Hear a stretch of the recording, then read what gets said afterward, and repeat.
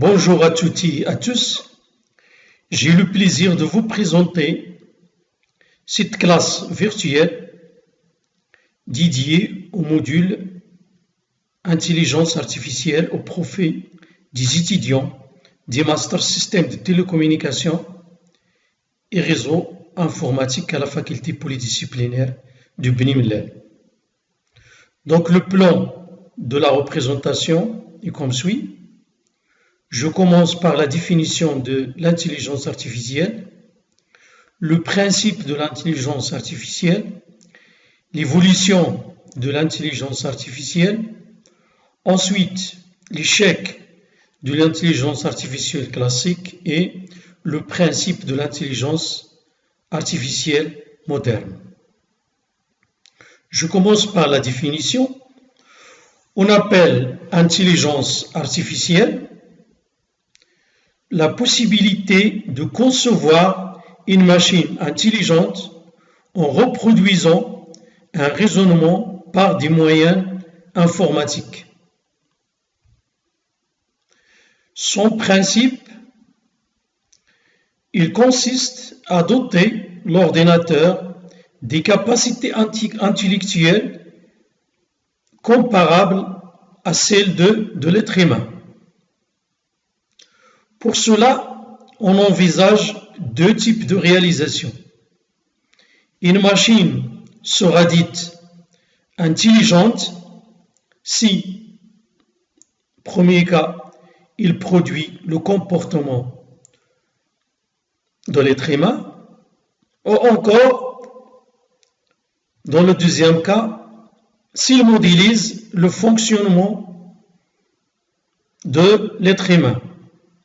Dans ce cours, on adhère au premier cas, ça veut dire que la machine produit le comportement de l'être humain. Dans ce cas-là, on dit qu'il est intelligente.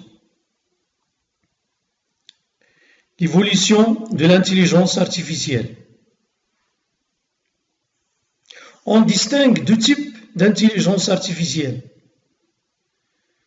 À l'étape 1, il y avait l'intelligence artificielle classique et après, il y a l'intelligence artificielle moderne. L'intelligence artificielle classique, il y est à un ensemble de champs de connaissances tels que la psychologie, l'ingénierie des connaissances et les sciences cognitives. Donc la psychologie,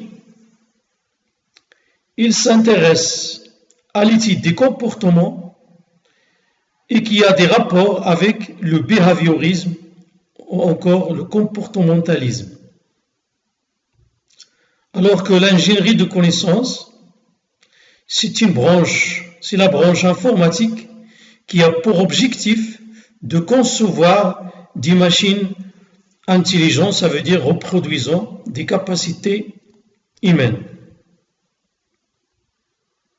Tandis que les sciences cognitives, ils se sont basées sur l'hypothèse de l'analogie entre l'esprit, cerveau pour l'être humain et logiciel, matériel pour la machine ou encore pour l'ordinateur.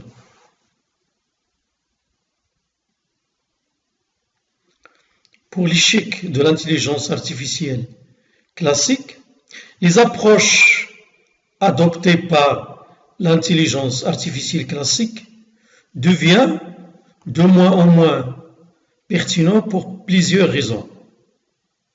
La première, c'est que la force brute de l'ordinateur ne suffit jamais pour résoudre les problèmes les plus compliqués. Et il est nécessaire de y ajouter les méthodes de représentation des connaissances qui parviennent de l'analyse de la manière dont fonctionne l'être humain. Deuxième moment, c'est que le courant cognitiviste a manqué ses objectifs et les programmes de recherche très ambitieux qu'il a tracés n'ont pas abouti à des résultats souhaités. D'où l'apparition de ce qu'on appelle l'intelligence artificielle moderne, ou encore ce qu'on appelle le connexionnisme. Alors, comme conséquence des résultats dont nous avons parlé, de nouveaux paradigmes ont vu le jour, comme le connexionnisme, ça veut dire les réseaux de neurones, ou encore les algorithmes adaptatifs, comme les algorithmes génétiques.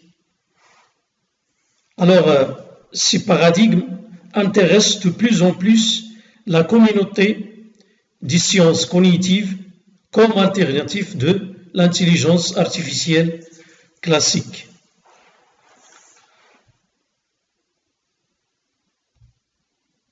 Principe de l'intelligence artificielle classique ou bien du connexionnisme.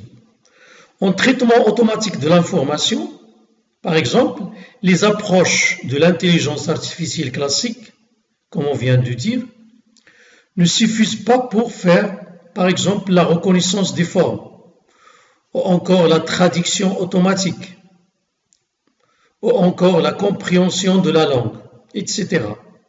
Alors, le principe de l'intelligence artificielle moderne, il consiste à s'inspirer des traitements de l'information effective par le cerveau, la structure du système nerveux, les mécanismes mentaux, les processus neurophysiologiques et l'architecture du cerveau.